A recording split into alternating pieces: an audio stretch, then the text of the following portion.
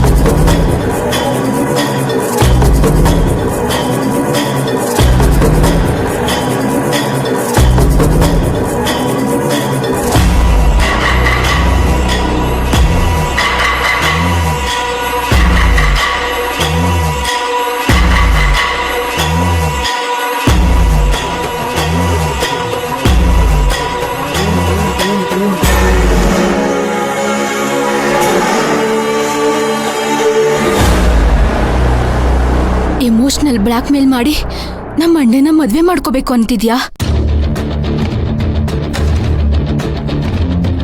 ಈ ತಾಳಿ ಇದ್ರೆ ತಾನೆ ತುಳಸಿ ಅನ್ಕೊಂಡಿದ್ದೆಲ್ಲ ಆಗೋದು.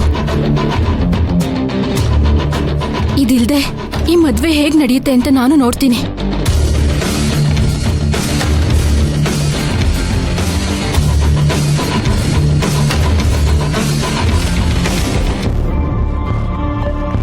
ಪುಷ್ಪಕ್ ಸರ್, ಇನ್ನೇನು ಮದ್ವೆ ಮುಹೂರ್ತ ಸಮಯ ಆಗ್ತಿದೆ, ಆದ್ರೆ ಮೈನನ್ಗೆ ಆಗ್ಬೇಕಾಗಿರೋ ಶಾಸ್ತ್ರ ಯಾವುದು ಆಗ್ತಾನೆ ಇಲ್ವಲ್ಲ ಸರ್?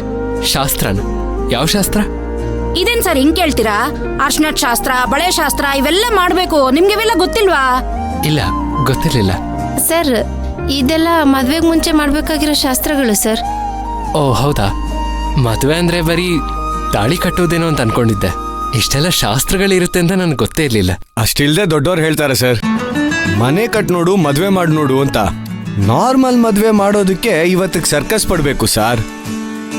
ಅಂಥದ್ರಲ್ಲಿ ಹುಡುಗಿಗೆ ಗೊತ್ತಿಲ್ದೆ ಅವಳಿಗೆ ಮದ್ವೆ ಮಾಡೋದು ಅಂತಂದ್ರೆ ಸುಮ್ನೆನಾ? ಮೈನಲ್ಲಿರೋ ರಕ್ತ ಎಲ್ಲ ಒಂದು ಸೆಕೆಂಡ್ಗೆ ಹೆಪ್ ಕಟ್ಬಿಡತ್ತೆ ಸರ್. ಅಷ್ಟು ಸರ್ಕಸ್ ಪಡ್ಬೇಕು. ಆನಂದ್ ಅವ್ರೆ, ನೀವು ನಮ್ಮ ದೇವಸ್ಥಾನಕ್ಕೆ ದುಡ್ಡು ಕೊಟ್ಟಿದ್ರಲ್ಲ, ಅದರ ರಸೀದಿ. ಆನಂದ್, ಯಾರಿವರು? ಸರ್, ಇವರೇ ಸರ್, ಈ ದೇವಸ್ಥಾನದ ಮುಖ್ಯಸ್ಥರು ಶ್ರೀನಿವಾಸ್ ಅಂತ. ಸರ್, ಈ ಮದುವೆ ಮುಗಿಯೋವರೆಗೂ ನೀವು ನಮಗೆ ಸಪೋರ್ಟ್ ಮಾಡಬೇಕು. ನೀವು ನನ್ನ ತಪ್ಪಾಗಿ ತಿಳ್ಕೊಳ್ಬೇಡಿ. ನನಗೆ ಮೊಮ್ಮಗಳು ಹುಟ್ಟಿದಳೆ ಅಂತ ಹಾಸ್ಪಿಟ್ಲಿಂದ ಈಗ ತಾನೇ ಫೋನ್ ಬಂತು. ಅವಳು ನೋಡೋದಕ್ಕೋಸ್ಕರ ಹೊರಟಿದ್ದೀನಿ. ಅದಕ್ಕಿಂತ ಮುಂಚಿತವಾಗಿ ನಾನು ನಿಮಗೆ ಒಂದು ವಿಷಯ ತಿಳಿಸೋಗೋಣ ಅಂತ ಬಂದೆ. Congratulation sir. Thank you sir. ಮತ್ತೆ ಆನಂದ್, ನಿನ್ನ ಮದುವೆನಲ್ಲಿ ಯಾವುದೇ ರೀತಿಯ ಸಮಸ್ಯೆ ಇಲ್ಲ. ಆದರೆ ನಿಮ್ಮ ಫ್ರೆಂಡು ಧ್ರುವ ಮತ್ತು ಮೈನಾ ಅನ್ನೋ ಹುಡುಗಿ ಮದುವೆ ಮಾಡ್ತಿದ್ದೀರಲ್ಲ, ಅದರಲ್ಲಿ ಯಾವ ಸಮಸ್ಯೆನೂ ಬರದೇ ಇರೋ ಥರ ನೋಡ್ಕೊಳ್ಬೇಕಾದ ಜವಾಬ್ದಾರಿ ನಿಂದು ಕಣಪ್ಪ. ನಿಮಗೆ ಯಾವುದೇ ರೀತಿಯ ಸಹಾಯ ಬೇಕು ಅಂತಂದ್ರೆ ನನ್ನ ಆಫೀಸ್ನಲ್ಲಿ ನನ್ನ ಅಸಿಸ್ಟೆಂಟು ವೀರೇಶ್ ಅಂತ ಒಬ್ಬ ಕುತ್ಕೊಂಡಿರ್ತಾನೆ. ಅವನನ್ನು ಕೇಳಿದ್ರೆ ನಿಮಗೆಲ್ಲ ಸಹಾಯ ಸಿಗುತ್ತೆ. ಸರ್, ಒಂದೇ ಒಂದು ಮುಖ್ಯವಾದ ವಿಚಾರ ಇದೆ. ಏನು ಅಂತ ಹೇಳಿ. ನೀವು ಮದ್ವೆ ಗಂಡು ಹೆಣ್ಣಿನ ಹೆಸರನ್ನ ಬೋರ್ಡ್ ಮೇಲೆ ಬರೆಸ್ತಿರಲ್ಲ, ಅದ್ರಲ್ಲಿ ನನ್ನ ಹೆಸರು ಜಯಂತಿ ಹೆಸರು ಮಾತ್ರ ಬರೆದ್ರೆ ಸಾಕು. ಧ್ರುವ ಮೈನಾ ಹೆಸರು ಬರೆಸಬಾರ್ದು, ಅಷ್ಟೇ ತಾನೇ? ಹೌದು ಸರ್. ನೋಡಿ, ಈ ದೇವಸ್ಥಾನ ರೂಲ್ಸ್ ಪ್ರಕಾರ ಮದುವೆ ಆದ ಗಂಡು ಹೆಣ್ಣಿನ ಹೆಸರು ಬರೆಸ್ಬೇಕು. ಆದ್ರೆ ನಿಮಗೋಸ್ಕರ ನಾನು ಅದನ್ನ ಬರೆಸಲ್ಲ. ಆಗ್ಬಹುದಾ? Thank you sir. ನಾನಿನ್ ಬರ್ತೀನಿ. ನಿಮ್ಮ ಮದುವೆ ಕಾರ್ಯಕ್ರಮಗಳೆಲ್ಲ ನೋಡ್ಕೊಳ್ಳಿ, ಆಯ್ತಾ? ಸರಿ ಸರ್, ಥ್ಯಾಂಕ್ ಯು.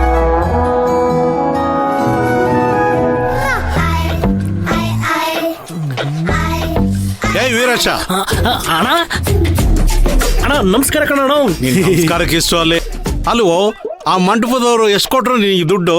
ಅಣ್ಣ 10,000 ರೂಪಾಯಿ ಕಣಣ್ಣ. ಬಿಲ್ ಎಷ್ಟು ಹಾಕಿದ್ಯಾ? ಬಿಲ್ಲು ಅದನ್ನು 10,000 ರೂಪಾಯಿನೇ ಹಾಕಿದ್ದೀನಿ ಕಣಣ್ಣ. ನನ್ನ ಮಗನೇ 10,000 ರೂಪಾಯಿ ಅಂತ. 10,000 ರೂಪಾಯಿ ಜೊತೆಗೆ ಇನ್ನೂ ಒಂದ್ 0 ಸೇರಿಸ್ಬಿಟ್ಟು 1,00,000 ರೂಪಾಯಿ ಹಾಕಿದಲ್ಲ.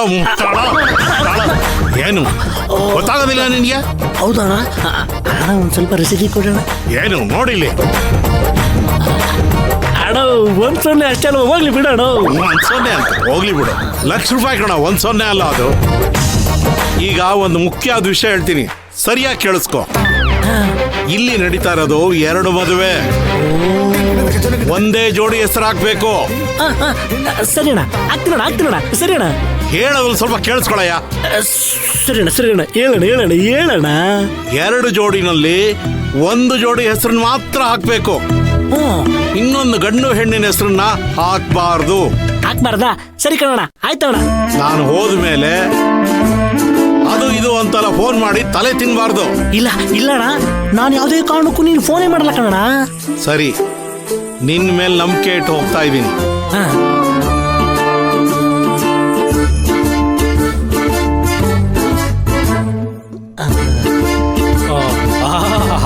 ಬೋರ್ಡಲ್ಲಿ ಬರೋದು ಹೆಂಗೆ ಅಂತ ನನಗೆ ಹೇಳ್ಕೊಡ್ತಾವ್ರೆ. ಗಂಡು ಹೆಣ್ಣು ಹೆಸರು ಹೇಗೆ ಬರಿಬೇಕು ಅಂತ ನನಗೆ ಗೊತ್ತಿಲ್ವಾ? ಸ್ಕೂಲಲ್ಲಿ ಮೇಷ್ಟ್ರು ಪಾಠ ಮಾಡಿದಾಗೆ ನನಗೆ ಪಾಠ ಮಾಡಕ್ ಬರ್ತಾವ್ರೆ. 10ನೇ ಕ್ಲಾಸ್ ಫೇಲ್ ಆದವನು ಇವಯ್ಯ, 8ನೇ ಕ್ಲಾಸ್ ಪಾಸ್ ಆದವನ್ಗೇನೆ ಬುದ್ಧಿ ಹೇಳ್ತವನೆ.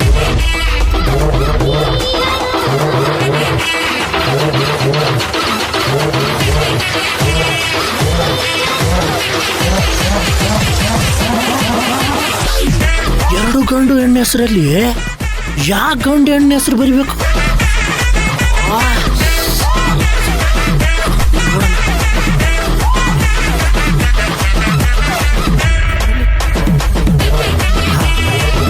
ಧ್ರುವ ಮೈನಾ, ಆನಂದ್, ಜಯಂತಿ. ಎರಡೆರಡು ಹೆಸರು ಐತೆ. ಮದುವೆ ಗಂಡು ಹೆಣ್ಣು ಹೆಸರು ಯಾರ ಹೆಸರು ಬರಿಬೇಕು? ಅಣ್ಣ ಫೋನ್ ಮಾಡಿ ಕೇಳಿದ್ರೆ ಆಯ್ತು.